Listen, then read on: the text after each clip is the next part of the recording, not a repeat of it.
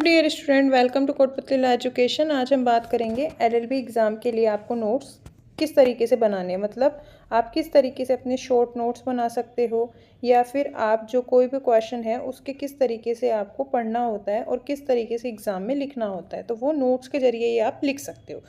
तो आप जो है इस वीडियो में समझ सकते हो ये सारी चीज़ें। तो आप इस वीडियो के लास्ट तक बने रहिए। वीडियो को लाइक और शेयर भी कर लें, चैनल को सब्सक्राइब भी कर लें, साथ ही बेल आइकन पर भी प्रेस कर लें, जिससे आगे आने वाली वीडियो अपडेट आपको प्रोवाइड होती रहेगी। साथ ही आपको बता दें कि अगर आपको हैंड राइटिंग प्रोजेक्ट फाइल बनवानी है, एलएलबी नोट्स चाहिए, तो आप इस व्हाट्सएप नंबर पर संपर्क कर सकते हैं।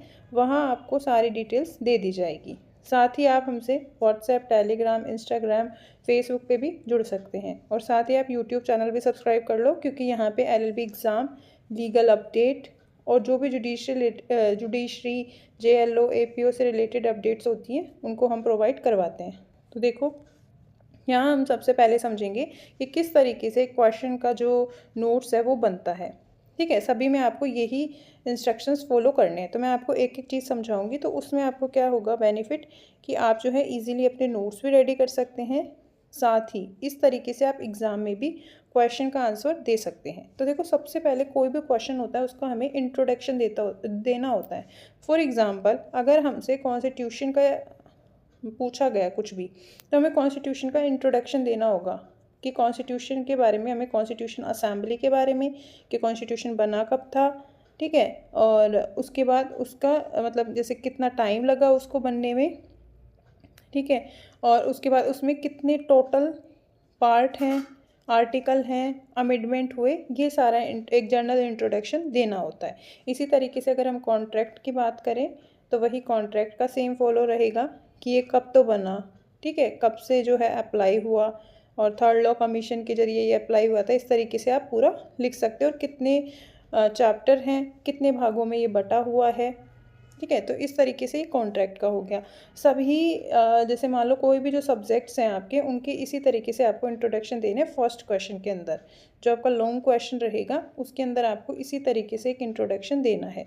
सेकंड है कि क्वेश्चन में आपसे क्या पूछा गया है, मेन कॉन्सेप्ट क्या है। मान लो संविधान की विशेषताएं मतलब कैरेक्टरिस्टिक्स पूछे गए हैं, या प्रीएम्बल के बारे में पूछा गया है मतलब उद्देशिका के बारे में, या फिर आपसे कॉन्ट्रैक्ट के किसी मान लो आपसे कोई डिफरेंसेस पूछ लिया, या किसी भी चीज़ के बारे में आपसे जो पूछ रहे हैं, ठीक है, उसके बारे में आपको बताना है। जैसे सबसे पहले उसकी डेफिनेशन देनी होगी कि वो कौन से सेक्शन में है या कौन से आर्टिकल में है। मान लो कॉन्ट्रैक्ट से पूछेंगे तो आप जो सेक्शन 2 है वो पूरा पढ़ लेना, तो वहीं से ही आपकी जो सारी डेफिनेशन है वो वहीं से ही आएंगी। फिर एक सेक्शन 10 है, 11 है, इस तरीके से कोई भी डेफिनेशन पूछ सकते हैं। और कॉन्स्टिट्यूशन की बात करें, तो कॉन्स्टिट्यूशन में जैसे फंडामेंटल राइट है, तो उनमें उनके बारे में आपको बताना होगा। इस तरीके से उसकी डेफिनेशन नॉर्मल देनी होती है। फिर कुछ विधि शास्त्री हैं मतलब ज्यूरिस्ट हैं, उनकी आपको डेफिनेशन देनी होगी। अगर कोई केस लॉ में डेफिनेशन दे रखी है किसी टॉपिक की, तो उस केस लॉ के अकॉर्डिंग डेफिनेशन देनी होगी। और फिर उन सभी डेफिनेशन का एक कंक्लूज़न देना होगा कि आप इन सभी डेफिनेशन के बारे से क्या समझते हो, इसका निष्कर्ष क्या निकला। ठीक है, इसके बारे में आपको लिखना होगा। फिर उसके बाद में आपका जो मेन कॉन्सेप्ट था कि वो किसके बारे में क्वेश्चन है आपका, ठीक है, उस टॉपिक का एक्सप्लेनेशन देना है। जैसे मान लो फॉर एग्जांपल, अगर हम यहाँ पे प्रीएम्बल की ही बात कर लें कि प्रस्तावना, ठीक है, तो आपको यहाँ पे प्रस्तावना लिखनी होगी। ठीक है, इसके बारे में जो उसके वर्डिंग है प्रस्तावना की, उनके बारे में एक्सप्लेनेशन देना होगा। फिर इलस्ट्रेशन, जैसे मान लो कोई भी कॉन्ट्रैक्ट है, कॉन्ट्रैक्ट का क्वेश्चन है, उसमें आप इलस्ट्रेशन दे सकते हो। और इलस्ट्रेशन देने के बाद आपको क्या है कि जहाँ पे इलस्ट्रेशन ना हो तो वहाँ पे आप इसको स्किप कर सकते हो। फिर है केसेस लॉ।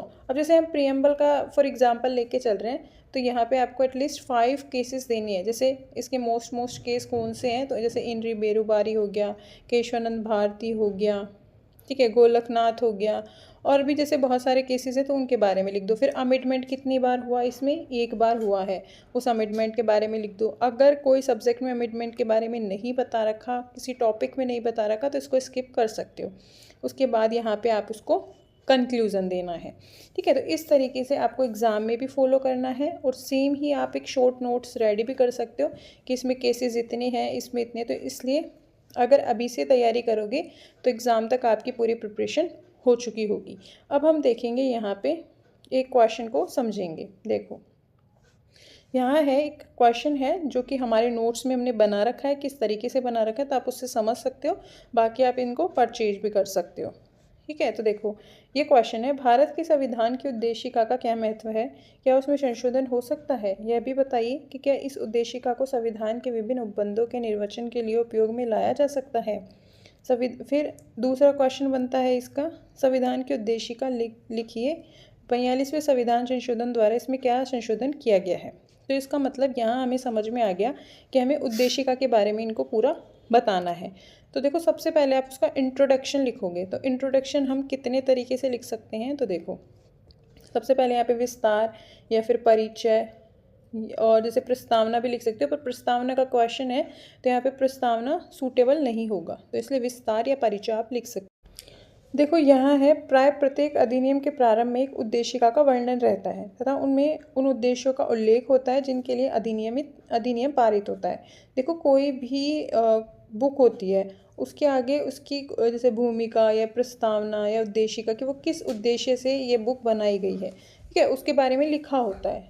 तो ये क्या है, ये उसी के बारे में यहाँ पे आपको लिखना है। भारतीय संविधान के दर्शन से संविधान की उद्देशिका निहित है, मतलब अगर हम भारत की जो संविधान की उद्देशिका मतलब प्रस्तावना पढ़ लेते हैं तो आप ये समझ लो कि आपने संविधान का दर्शन कर लिया। हाँ, इसे हम भारतीय संविधान की आत्मा भी कह सकते हैं या फिर कहा जाता है। फिर यहाँ पे देखो, यहाँ पे किसी जस्टिस ने इसके बारे में बता रखा है कि उद्देशिका किसी अधिनियम के मुख्य आदर्शों व आकांक्षाओं का उल्लेख करती है। ठीक है, तो इस तरीके से इसकी यहाँ पे नॉर्मल इसका विस्तार बताना है। सुप्रीम कोर्ट के अनुसार उद्देशिका संविधान निर्माताओं के विचारों की जानने की कुंजी है। ठीक है, अब हमें बताना है यहाँ पे, देखो ये भी लिख सकते हो या फिर इसके अलावा आप ये भी लिख सकते हो, पृष्ठभूमि। संविधान सभा ने इसे 26 नवंबर 1949 को अपनाया। जबलपुर के ब्याहर राम मनोहर सिन्हा ने भारत के संविधान के अन्य पृष्ठों के साथ साथ प्रस्तावना के पृष्ठ को भी डिज़ाइन किया और इसे पहली और अंतिम बार 42वें संविधान संशोधन अधिनियम 1976 के तहत संशोधित किया गया। तो आप ये भी इंट्रोडक्शन में लिख सकते हो, ऐड कर सकते हो। इसके बाद यहाँ पे आपको जो उद्देशिका है वो लिखनी है। तो देखो ये है उद्देशिका। ठीक है, हम भारत के लोग, भारत को एक संपूर्ण प्रभुत्व संपन्न समाजवादी, ठीक है, इस तरीके से पूरी आपको उद्देशिका याद करनी होगी। यहाँ तक ये उद्देशिका है ये पूरी। अब है उद्देशिका का संविधान के निर्वचन में महत्व, जैसा कि क्वेश्चन में पूछा है। तो मैंने कहा था ना कि मेन कॉन्सेप्ट जब आप लिखोगे तो उसमें आपको देखना है। तो अब हमने उद्देशिका तो पहले ही लिख दी। इसके बाद देखो आप ये भी लिख सकते हो कि भारत के संविधान में प्रस्तावना पहली बार या इस टाइम पे पेश की गई, लेकिन संविधान की भारतीय प्रस्तावना ने 26 जनवरी 1950 को अपनी कार्रवाई शुरू करी, मतलब भारत पर तभी ये अप्लाई हुई। भारत के संविधान की प्रस्तावना को संविधान सभा द्वारा पेश किया गया और जिस दिन संविधान की प्रस्तावना लागू हुई यानी 26 जनवरी को हर साल गणतंत्र दिवस के रूप में मनाया जाता है। फिर उसके बाद निर्वचन का महत्व पूछा गया है, तो सबसे पहले आपको संविधान की प्रस्तावना के बारे में ये बताना है कि वो आई कहाँ से। तो सर्वप्रथम अमेरिका के संविधान में प्रस्तावना को शामिल किया गया। भारतीय संविधान में प्रस्तावना का विचार अमेरिका से तथा प्रस्तावना की भाषा ऑस्ट्रेलिया से ली गई। तो ये इसका हो गया मेन कॉन्सेप्ट स्टार्ट कि ये आया कहाँ से ये वर्ड। प्रस्तावना संविधान के परिचय तथा भूमिका को कहा जाता है। इसमें संविधान का सार होता है, एक प्रकार से संविधान का परिचय पत्र होता है। इससे संविधान के उद्देश्य का पता चलता है। ठीक है, फिर निम्न बातें बताती है, तो आप ये सारी बातें लिख सकते हो कि अधिकार का स्रोत भारत के लोगों को बताती है, भारत की प्रकृति का पता चलता है। ठीक है, ये तीनों चीज़ें आप इसको बता सकते हो।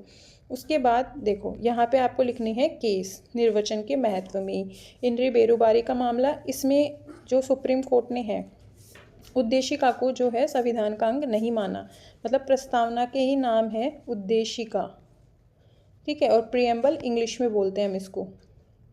तो यहाँ पे संविधान का अंग नहीं है, इसे प्रेरणात्मक भले ही कहा जाए पर यह भाग नहीं कहा जा सकता। इस मामले में तो ये कहा गया।